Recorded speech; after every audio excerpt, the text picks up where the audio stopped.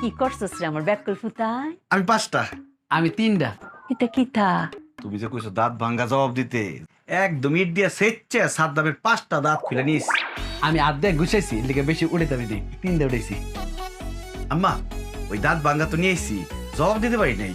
দাঁত ভাঙ্গা দাও, জবাব দাও। ওরে ফুতায়, ব্যাকল ফুতায়, আমি তো এই হাসা হাতা দাঁতের কথা কইছি না রে। আম্মা, সাদ্দামের কি মুখ ছাড়া আর কোনো জায়গায় দাঁত আছে? আরে ব্যাকল ফুতায়, আমি এরম ব্যাকল ফুতো পেট ধরছি। এই দাদা, মোহন দাঁত ছাড়া আর কোনো দাঁত থাকতো রে।